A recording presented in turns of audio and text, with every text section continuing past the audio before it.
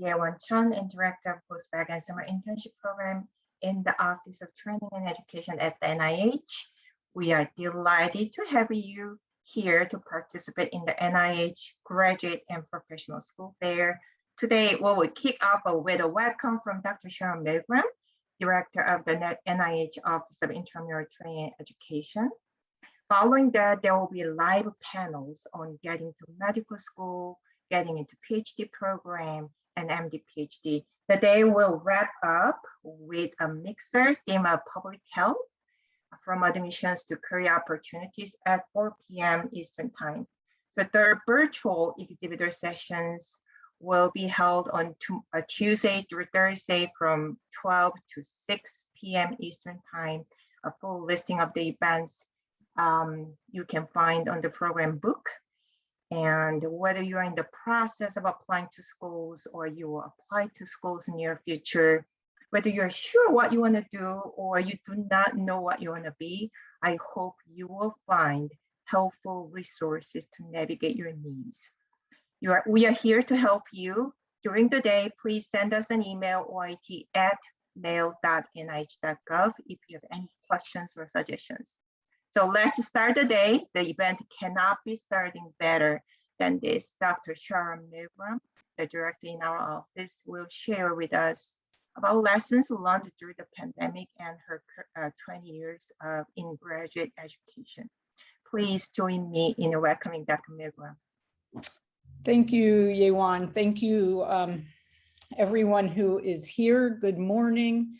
I know for some of you it's very early, depending on where you are.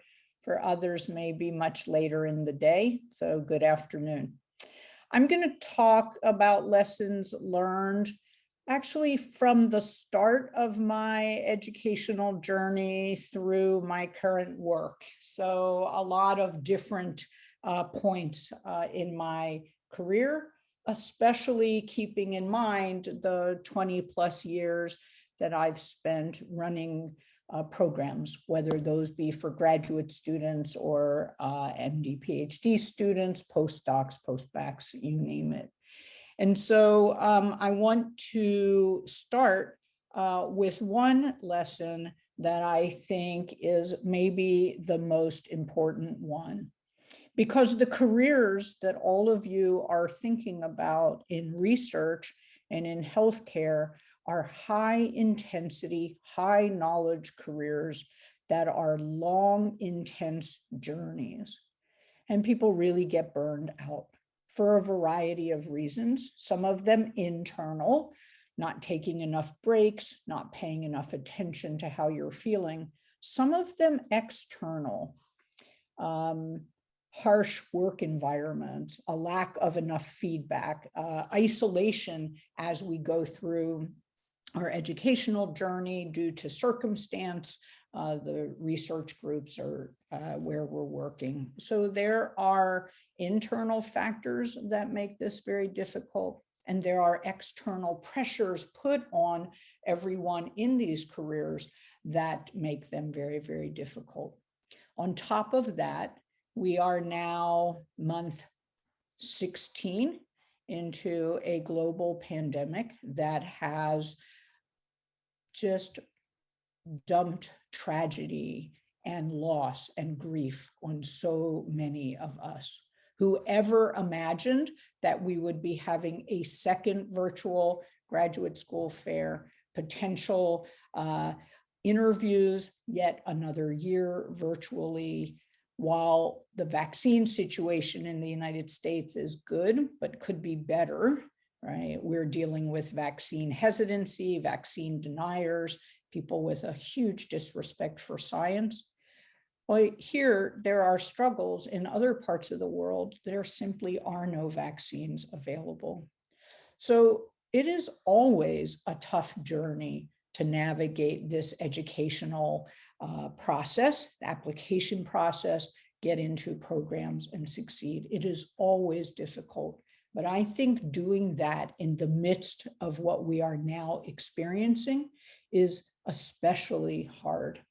Beyond the pandemic, we have seen tremendous unrest here and and internationally, we are discussing hard things in the research and healthcare environment: discrimination, health disparities, sexual harassment, bullying, incivility.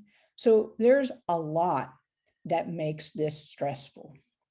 That means really taking the time to internalize this lesson learned, and that is that the small things we do to take care of ourselves really add up. And I'm stressing the small things because one of the biggest resistances that I hear from students when I talk about wellness is, I don't have time. I'm too busy to stop. But the honest truth is, if we develop a lot of small habits that allow us to pause and take care of ourselves, they really add up. To do well, we have to be well, and to navigate this complicated application process requires us to be our very best selves. In the Resilient Scientist series that OITE has introduced over the course of the pandemic, and I hope many of you have participated in, we talk a lot about this inextricable link between our thoughts, our feelings, and our behaviors. And we remind you time and time again, and we remind ourselves as we say this, that we can make a change in one area and it can help the others. That's the beautiful thing about understanding this model. So this morning, I woke up a little stressed. It's been an unusual weekend in our house. A lot is going on. And I was distracted. I know the fair is important. I'm nervous about technology, people coming, all the school's exhibits working out, right? I woke up feeling stressed and a little bit out of sorts. But that time that I spent at the gym, a behavior of mine, trying to get to the gym, really helped me with some of my negative thoughts and stresses about the event. The flip side is right before I loaded things, I sat and paid attention to my thoughts. Noticed they were a little bit negative and said, let's think about the silver linings, the good that's going to come out of this. So you can make changes in your thoughts, and they can lead to positive change in your emotion and positive behavior, like being able to persist in all of these virtual exhibits. You could change your behavior. It could help with your thoughts and feelings. The beautiful thing here is small things make a difference. So that's lesson number one. And I'm going to teach now, or we're going to not really teach. I'm going to take you through 3 of the things that are small things you can do that really add up. These are all backed by research studies that show that they help us improve our health and well-being. And the first is a really fun exercise, 3 good things. That's a way to tune into the positive things in your life. And even when we are dealing with really hard things, pausing for a moment to reflect on the good helps us stay focused, calm, and resilient. Now, generally, I like to do 3 good things at the end of the day, and I like to actually write it out. I have a notebook that sits by the bedside. I don't do it every day, but a lot of days I spend a moment just reflecting on 3 things that happened. Some days it's a struggle and I think, oh, there wasn't that much good, but I always come up with some ideas, and it really helps. This trains our brain to see the positive. Our brain generally sees things more negative than it really is, because evolutionarily our brain evolved as a threat sensor. So in thinking about the virtual fair, I just would like to say that we have never had 300 plus exhibitors. It is unbelievable, the power that's here to help guide your experience. We have students from all over, and when it is in person in Bethesda, there are really geographic restrictions. And not only that, this is going to last for 4 days. So there's more days and more opportunities to connect. right? 3 good things that, as I paused to reflect on the fair, balanced my disappointment. Because when it was on the NIH campus in the Natcher Conference Center, I saw old friends, I saw students. I could look out into the audience and see all of you and feel the energy and hear. All I can do is hope that there are some people on the other side and that they're listening. But when I did this 3 good things, it helped balance those disappointments and frustrations with some good. I'm going to go ahead and launch some polls. I just want to get a sense of who's here right now. Hopefully we'll see this idea that there are students from all over, and it'll just be a nice way to figure out who's here. So we're going to launch a poll right now. You just need to take your phone and shine your camera on the QR code and we'll get started. And I just want to get a sense of where you're from. Not actually where you're from, where you are now. So what state are you in now? There's probably lots of NIH postbacks here. So Maryland and Virginia show up. But look at this, all the way out west. Those of you out on the West Coast where the temperatures are extremely hot and there are wildfires, I hope you're safe. I apologize for those of you in Washington, D.C. How could I have forgotten that? So thank you for reminding me. We have people from North Carolina, probably some NIEHS postbacks there, maybe some students who aren't at NIH right now, Pennsylvania, Massachusetts, Kentucky, Taiwan. Wow. I'm not even sure what the time difference is in Taiwan, but that's so amazing. Puerto Rico, India, all over. So let's give another moment for a few more people to tell us where they're from. Great, thank you. And then I just want to get a sense of your educational levels. And so we're going to do one more poll here at the start. So maybe you're a high school student here, very far thinking in advance, a postbac, college student, an exhibitor who's long finished or recently finished education, an exhibitor who's currently a student. One of the things that I love when it's in person is some of the exhibitors are our former postbacks or former grad students. So maybe there's a couple of them here in the house. Lots of our postbacks, lots of college students, and some people who just recently graduated. Congratulations. Those of you who said none of the above, I'm glad to be here. I'm sorry that I didn't get the category that fits you. Nonetheless, welcome everybody. This is a nice mix of college students, recent college graduates, and postbacks, a small number of exhibitors, and maybe some of those exhibitors are actually in, are actually in school at the same time. Thank you all for letting me know this. All right, so 3 good things is a way to train our brains to see the positive. It's good to do it several times a week. I want to talk about another known way of improving our health and well-being and managing our stress, and that is practicing gratitude or finding gratitude throughout an experience. Gratitude is highly correlated with well-being and life satisfaction.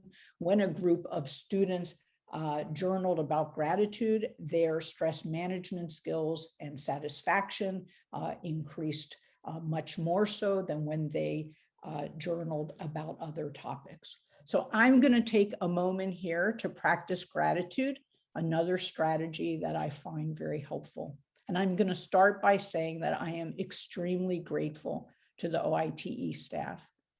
We launched a set of online programming days after we were sent home.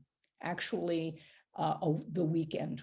We went home on a Friday and we launched programming on Monday and Tuesday.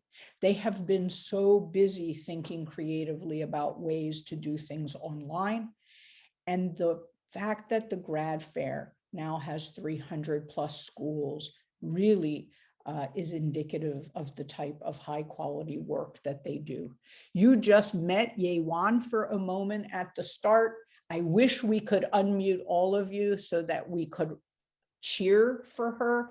This is really her hard work with the support of a variety of other staff members, Jackie Newell Hunt, Alexis Sherling, Pat Sokoloff, Patty Wagner, Jeff Mercurio, Elena Hernandez Ramon, Kristen Zukoski, Gail Siebold, Laura Marler, and Charles C. Hawkins.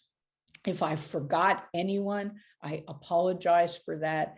It is a really amazing team in the OITE. And I am grateful for them for this event, but the honest truth is I am grateful for them every day. They make work feel really like a pleasure. I also am grateful for the AAMC Great Group. They have worked with us to put together the live panels today. And I am grateful for all of the exhibitors for giving their time and energy to all of you.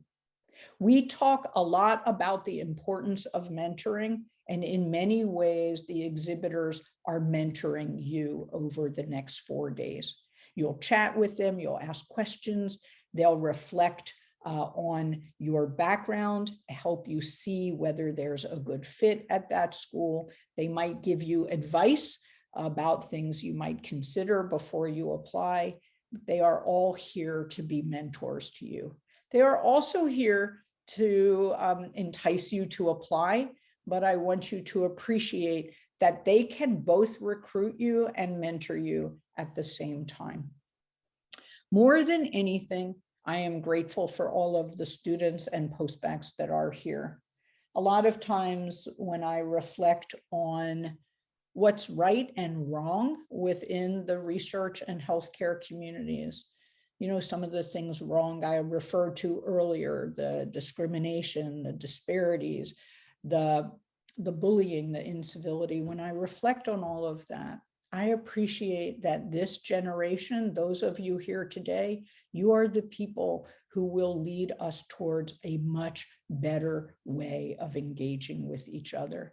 You come to trainings, you engage in wellness for yourselves, you support each other, you are diverse in every way, you have such amazing ideas. And so we are really grateful that you are putting your love of science to work by entering these important fields. I just can't thank you enough for all that you have done to continue to grow and learn during the pandemic. Practicing gratitude is a really great way to put ourselves in a positive framework. So let's take a moment for all of you to practice gratitude. Anna, I should say I'm thankful for Anna because she always makes the polls work. I always say, oh, I can do it myself, but it never works. So Anna's going to launch another poll and a chance for you to just reflect a moment about something you are grateful for today. It can be about the fair. It can be about something else. God, family, my PI's flexibility, the internet, you are so right. Lots of people grateful for coffee, dogs. You know, my dog is sleeping right here behind me. I am grateful that he is quiet. My health, supportive spouse, another day, waking up, the information, seeing family this week. You know, I'm grateful on Wednesday, my son will arrive home for his first visit since the start of the pandemic, and I can hardly wait. Firefighters, absolutely heroes right now and always. I met someone special, the ability to travel again, our lovely Newfie and all my family. A painless wrist fracture. They're seeing the silver lining in something that could be really tough. Good food, me too, for sure. I love cooking. Good weather, so many things. Just reading this list makes me feel good. I think it's a really, really important thing that we pause now and again and we really focus on things we're grateful for. Being able to attend the fair, thank you. There's somebody who pointed out a really important person that they are grateful for. One interesting thing is to write a gratitude letter. Maybe we send it to that person at some point. I've done that occasionally. Once, the first time as part of a webinar, a workshop in person long before the pandemic. And I thought, oh, this is sort of silly. But I wrote that and I sent it and it was amazing. So all kinds of things that you are all grateful for. All right, thank you all for sharing. And there's one last thing that for me can just be such a tool for wellness. And I'm going to call it a moment of mindfulness. For some, mindfulness practices involve meditation for longer periods of time. I like throughout the day to capture some moments of mindfulness. Mindfulness is the moment-to-moment awareness of one's experience without judgment. Notice the bold, without judgment. And science shows that practicing mindfulness can improve social and emotional well-being in the classroom, in the workplace, and in life in general. I find it really hard to sit and meditate, but I don't find it hard to take a really deep breath or 3 or 4 deep breaths. There I am practicing mindfulness and just tuning in to how I feel, what's going on in my head. You know, we all have these constant churning thoughts, and it gives me a moment to tune in. But the key thing is to tune in with curiosity and not judgment. If we're curious about our thoughts and feelings, we can then take action. But if we're judgmental, oh, we shouldn't feel that way, or we shouldn't be saying that, it tends to close us down. So everyone just get comfortable and just take a few deep breaths. You can keep your eyes open or closed. I always, for whatever reason, need to stretch before I do that. And let's just tune in for a moment to how we're feeling and what we're thinking.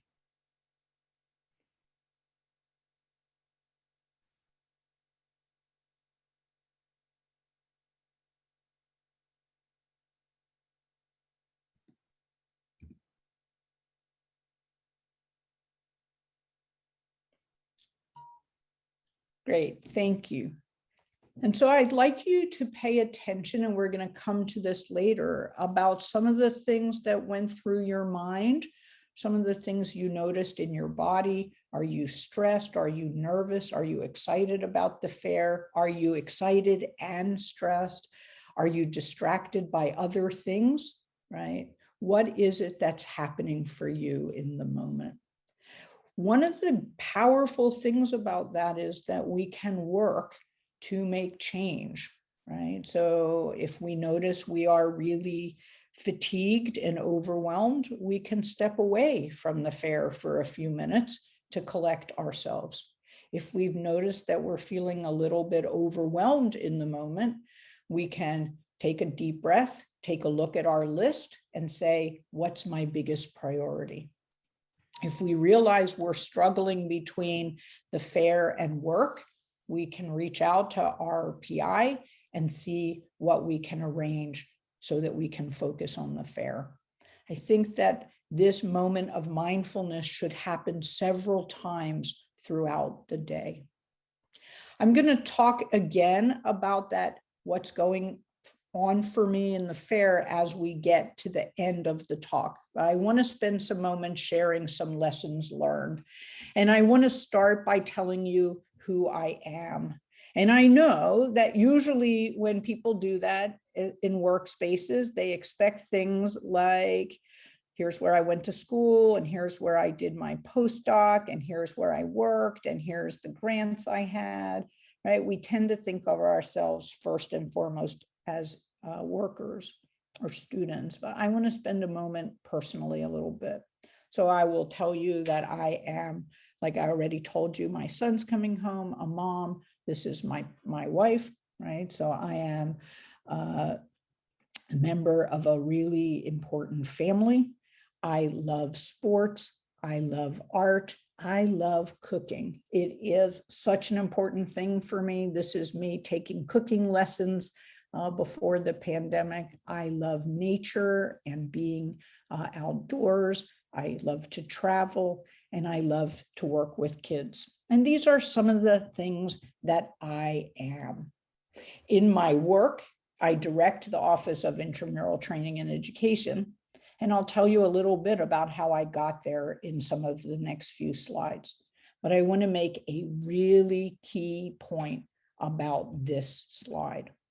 And that is that a part of finding our path and a right place for us to grow and learn is first knowing who we are and what we love. Some of that came through in your gratitude examples. And for some of us, we need to sit with that for a long time. You can imagine your slides, right? Your pictures. If you wanted to introduce who you really are and what really matters to you, what would be here? I want to point out one thing in this slide. I said a right place, not the right place. And that is another really important lesson learned. There are many right places for all of you. There isn't one school, one program, one path. And I hope as I talk longer, you'll see some examples of that. And I think it's a really important message to take in. So I want to go back now and tell you how I got to the OITE. This is a picture of me before college. In fact, this is a picture of me when I wasn't even thinking I would go to college. I grew up in a community also many decades ago. So both the community and the Times together, I got this message that girls didn't really need to go to college, just needed to find some work. It would all be okay. Focus on other parts of life. So this is me, maybe a year before I realized that I really wanted to go to college. I went to college at Temple University, and I studied physical therapy. So this is my badge for my 18-month career as a physical therapist. I worked at a rehabilitation hospital in northern New Jersey, and I loved my work, but it was really not the right career for me. I realized that I missed learning. I realized that I wanted to do something really different. And so I went back to graduate school after 2 attempts to get there. And this is a picture of me in graduate school.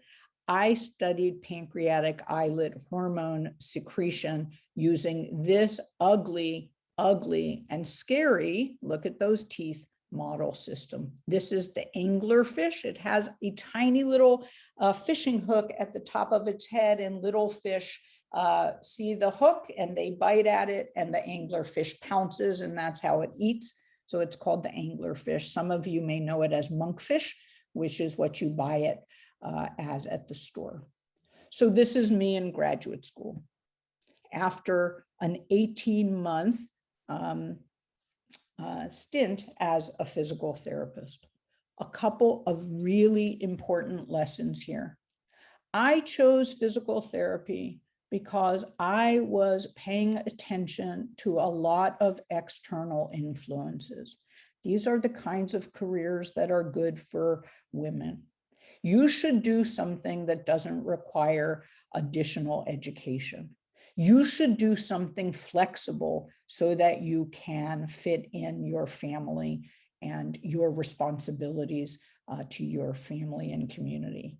I listened to all kinds of other messages. And since I was hearing things like teacher and nurse, because I love sports, I landed on physical therapy. So really big, important lesson there. You get to choose. You can't pick a path for your community, your family, your teachers, your mentors, or anyone else. I think this can be very hard on many of you. So many people share with me how challenging it is to hear your family giving you one message, internally you knowing something else that's better for you and trying to navigate that. I hear that from many, many students, but especially the children of immigrants, right, who have given up so much and sacrificed so much comfort and stability to come to a new country. Still, even with all of those pressures, we cannot pick a career for someone else. And I think that that's a really important lesson I learned. Another lesson I learned is that career decision-making is a process that takes time. I think because when we're growing up, people say, oh, what do you want to be when you grow up? We get this idea that something just pops into our head and then we just run with it. But the honest truth is career decision-making is hard. It involves a lot of time. It requires us to spend a lot of time thinking about ourselves, thinking about our skills, thinking about things that come hard to us or our gaps, right, or liabilities. It involves us to think hard about how all of this different learning comes together to help us decide a career path and therefore an educational path. Career decision-making goes much better when we use resources and when we engage with mentors. Now, in many ways, I'm preaching to the choir. Those of you here, right, already have the idea. I'm going to do better at the fair if I hear some thoughts about navigating it, right? You're already using resources. But I want you to remember that throughout the whole process. Some of you may be very certain in your career paths. Some of you may realize that you're hearing pressure from others, right? And you're really feeling uncertain about where you want to go.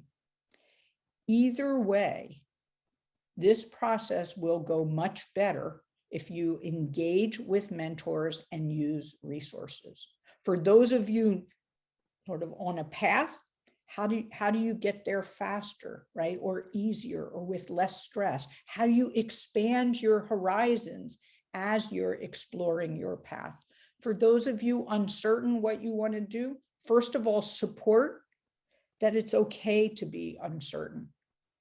For those of you uncertain, help exploring, doing informational interviews, talking with people, exploring yourself. So career decision-making process requires us to use resources and engage with mentors. And I want to say something about what I call do-overs, and that is that reapplying works. So I will tell you the honest truth that I was not the most successful college student. I hit some tremendous bumps in college, some of them of my own making, and because of poor decision-making, some of them because of things that happened around me in my family, for all kinds of reasons. College was hard. Furthermore, physical therapy school, while great preparation for being a physical therapist, was not the best preparation for graduate school. And I realized that I wanted to teach. And somebody said, you need to go to graduate school for that. And again, this was long ago, so physical therapy was not a graduate degree. So I applied to graduate school and I didn't get in.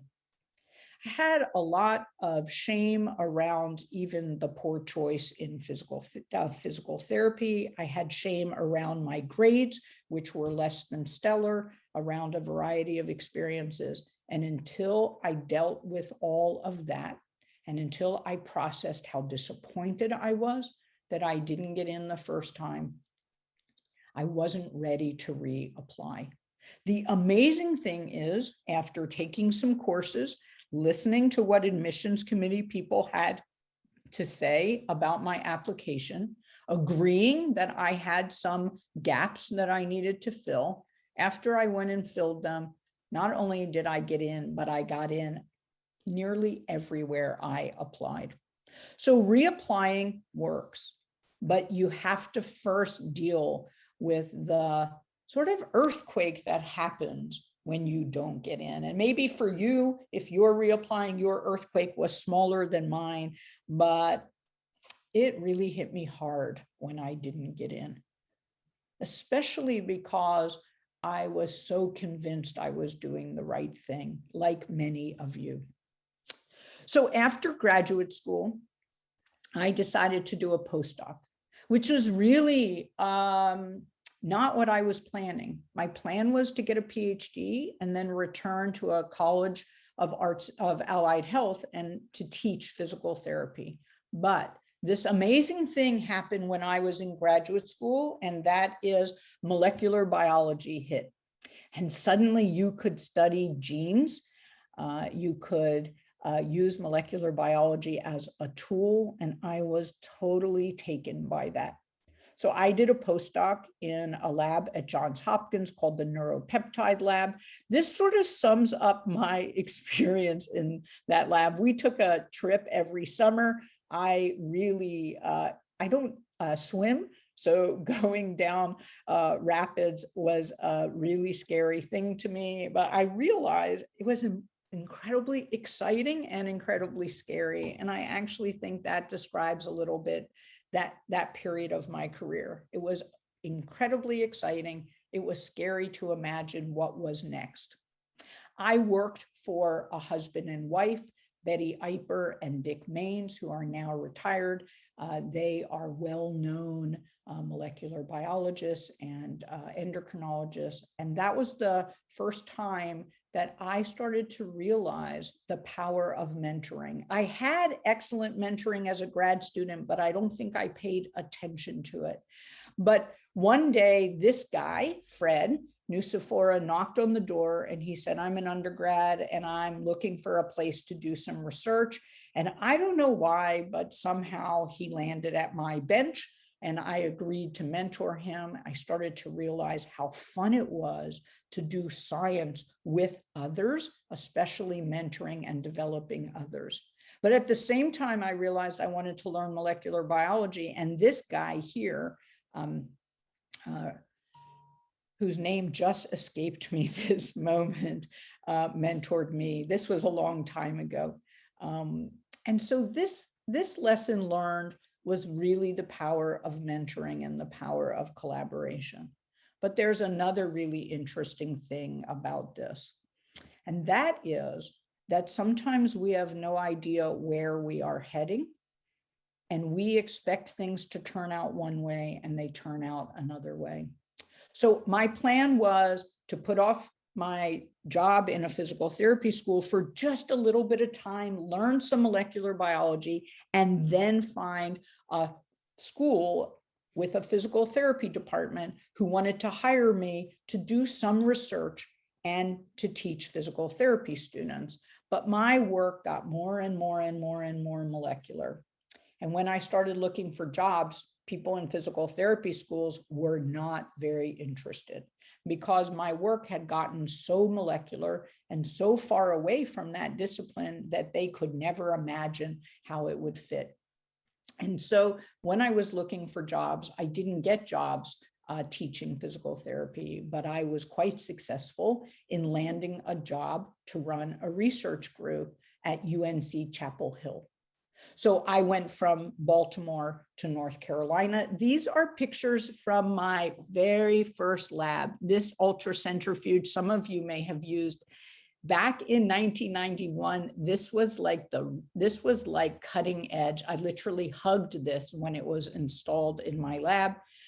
You can see how ratty and old the lab looks, but this was such an amazing experience to set up a lab. But here's the thing, I had no intention of heading in that direction. Doors open and doors close. And I think it's really important to embrace that concept. When doors open, you might consider walking through. I never imagined running a research lab, but you might consider walking through. When doors close, you don't really know why, right? And the best thing to do is to look around and find the open doors. Sometimes it's fun to say, let me pull on that door a little bit and try to open it. But a lot of times it's about embracing the doors that are open. And with this, I would say flexibility helps a lot. I think we learned a lot about flexibility during the pandemic, right? It helped us really manage the last 16 months. But I would say flexibility helps us manage the ups and downs of our careers. The other big lesson learned, I alluded to in mentoring Fred and learning from Richard, and that is that mentors matter all around. I was mentored by peers. I was mentoring peers. I was mentoring students who were earlier in their career. The honest truth is Fred mentored me a lot in a lot of ways. It was just this eye-opening experience of how important mentors were. I just don't think in graduate school we talked enough about the importance of mentors. I happened to pick a very supportive PI, and I don't think I was quite aware of the difference between having a PI, a supervisor, and having mentors. Another thing that I learned through all of this journey is that imposter fears, they soften as we work through them. I had terrible imposter fears in graduate school, partially because I didn't get in the first time, partially because even when I got in the second time, people were a little skeptical about my background. I had real struggles in college, and I hadn't processed those, so I carried them with me to graduate school. So imposter fears soften as we work through them and learn to take care of ourselves, but they never really go away. Another thing is, and I didn't realize this until I learned material as part of my job in the OITE, imposter fears are just one type of distorted thinking and or cognitive distortions. So for example, I tend to catastrophize a lot. Some of you might have other cognitive distortions that get in the way, and I'm going to refer you to some tapes at the end to learn about this.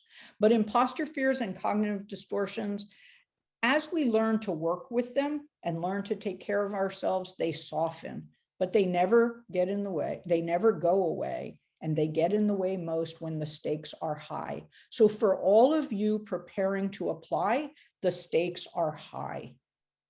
And so you might find those imposter fears, oh, you don't belong, you're not good enough, you're never going to get in, don't apply. You might hear those when you sit with one of those mindful pauses. Might happen in the middle of a session. You might suddenly think, wait a minute, do I really belong here?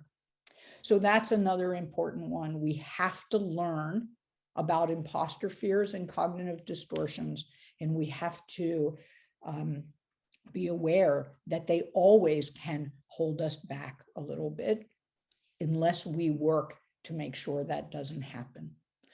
Altogether, the lessons learned from that remarkable journey from a student who didn't think college was in my horizon towards starting my position at UNC, I think what I learned is that lifelong learning just opens doors. It leads us to new things with new challenges and new opportunities. And that really came home when I saw the ad for the Office of Intramural Training and Education Director. And I thought, geez, I'm going to leave UNC and go to NIH if I could ever get that job. So now I'm a science administrator or a research educator. I don't even know what I would call myself. And I do all kinds of things from lecturing to running programs or mentoring people who run programs now. This is me with students a couple years ago. These are the High Step students, one of our high school programs. Here's a group of NIH postbacks that I was mentoring. And then one day we pivoted and it all went online. And so what a journey in terms of starting, thinking, maybe I'm not going to go to college, to realizing how much I loved science, to finding a way to grad school, to finding a way into an amazing job running a lab, and then another chance at a different kind of career. And the thing is that I am not special or unique. I have strengths, I have liabilities, there are things I'm good at, there are things I'm not so good at, just like everyone else. I think the difference is that I got the idea about mentors early, not so early, but early enough. And I was really, really willing to look at doors that opened. And I think these are things that all of us can do.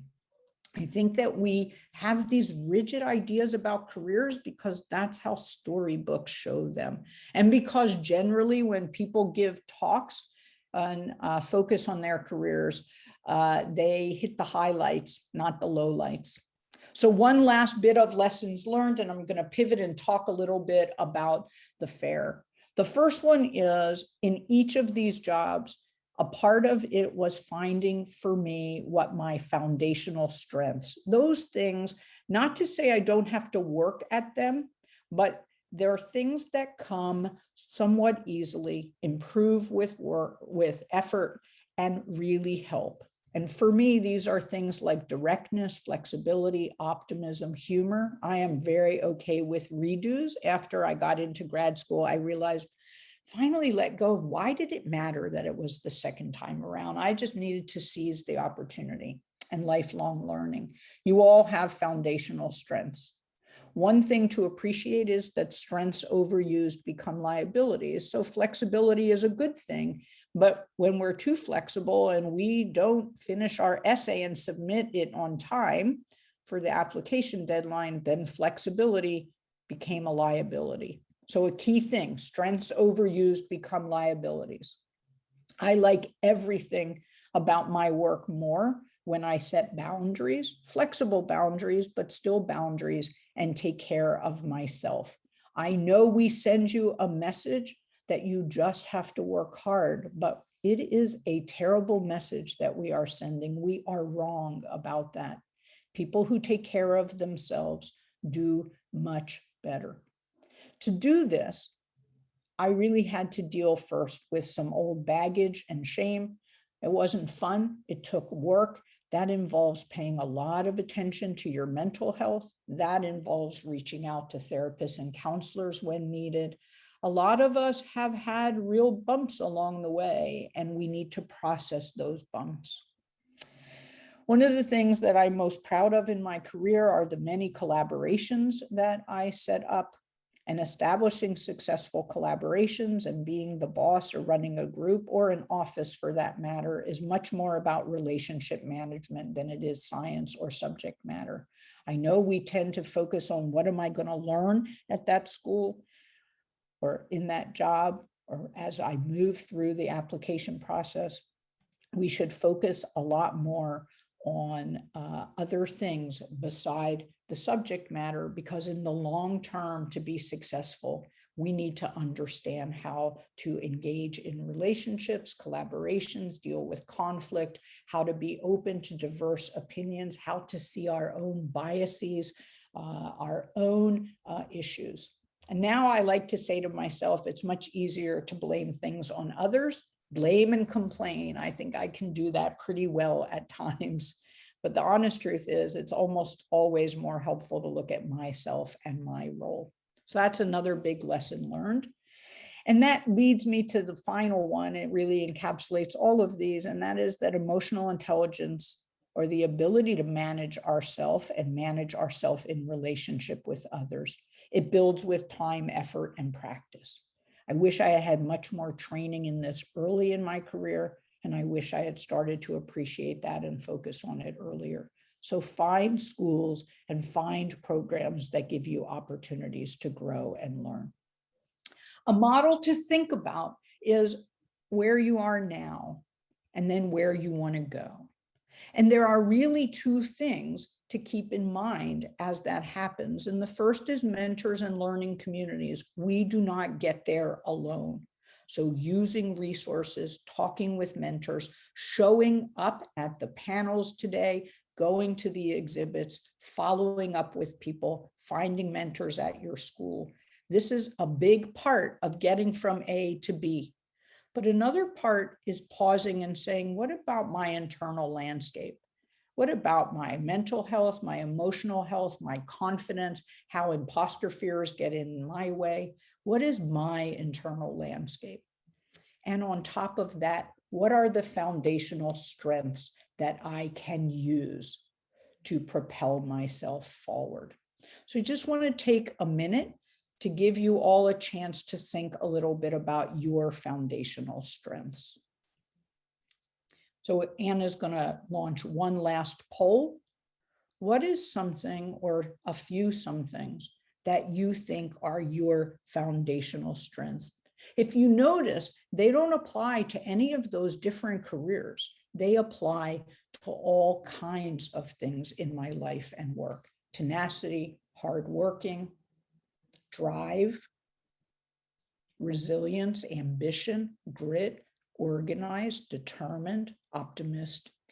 Look at all of these really important words: teamwork, caring, teaching, adaptability, patience, curious, determination, integrity.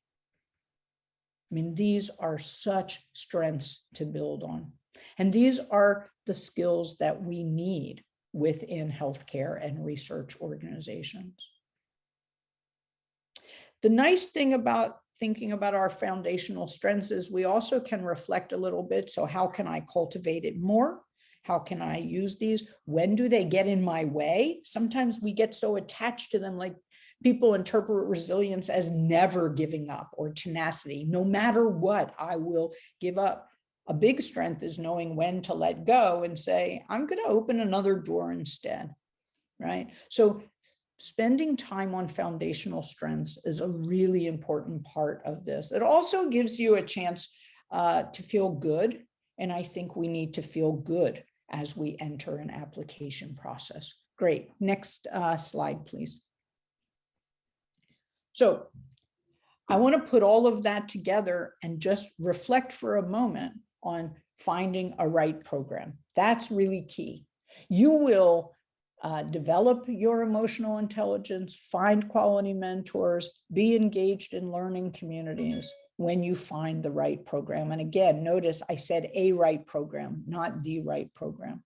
And I want to stress that I think you should reframe the idea of a right program. I know we often frame it from the perspective of the courses or the research we can do, combination of those. I would like to reframe finding a right program as a program that welcomes you as a whole person, not just you as a student.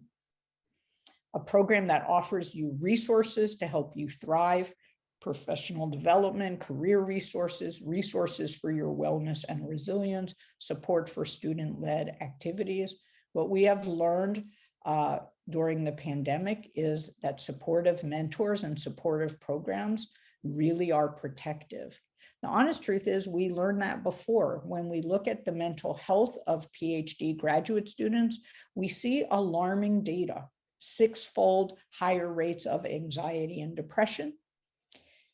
But we also see something important, that being in a supportive program really helps. We just learned from a paper that came out this week that students who go to professional development programs do not take longer to finish their degree.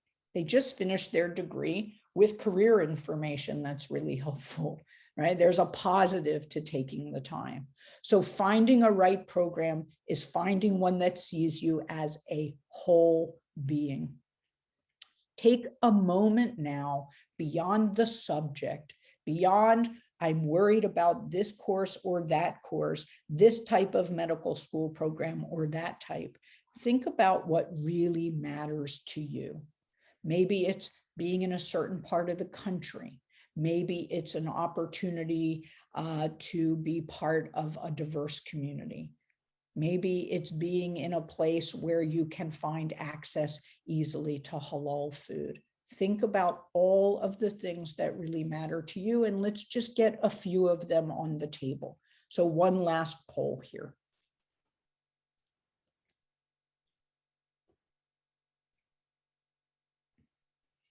And sometimes I find this takes more time. People in the moment say, not so sure, come back to it if that's the case. But let's see. Proximity to nature, support for individuality, the family, close to my family, independence. I need to think I'm going to be happy there. The weather, you know, I chose a school in the South because I don't like the winter, right? Diverse community, right? Being able to explore. Ability to form strong relationships, public transportation access, feeling safe to share mental health and health challenges, being treated as a whole person, not a resource to be optimized, right? All kinds of important things, access to nature, feeling like I belong, right? All kinds of important things here. Ability to bring my dog with me, right? I think most panel discussions, right, these kinds of things don't come up, but it is really fair to say I am a whole person. There are a lot of right programs. Let me do my best to find a program that invites me to bring all of myself, exposures to other cultures, access to diversity, training, wellness resources, professional skills, all kinds of things. Great, thank you, Anna. And, you know, of course, in the long term, you'll have to prioritize different things. You'll have to weigh different things. We don't fully get to choose, right? The schools choose us. So then we have to start sorting it out. But when we don't do that exercise, we end up often in a place that doesn't nurture us. So to get the most out of the fair, I think, is to reflect a little bit on what you're really looking for, and then to ask questions that help you get at that. So you want to listen with curiosity and put your preconceived notions aside. You might hear things in the panels or at sessions that sort of poke you a little bit, or I hadn't thought about it that way. A beautiful thing here is that when people give you advice, you get to choose, right? So listen with curiosity, be open, right? And appreciate that the more input you hear, the better. Not that you're going to be able to hear everything equally, right? And that's something that frustrates people out of the fair. They're like, at this one school, I heard this other school, I heard that.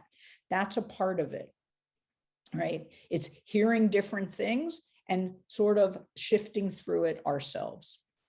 I think it's pretty intense schedule. I was a little bit overwhelmed when I looked at it. So make a plan for visiting schools in advance. So sit down in a quiet moment today and map out Tuesday, Wednesday, and Thursday. If you want to visit multiple schools in a session, start with the school maybe you're most interested in. But if it's really crowded, go to the other one, right? Or just pick alphabetically, go to one and then pop into the other. There's long stretches of time. It doesn't make sense to stay at a school for a very long time. So go ahead and make a plan. And if there are multiple schools, keep that list right there and move back and forth.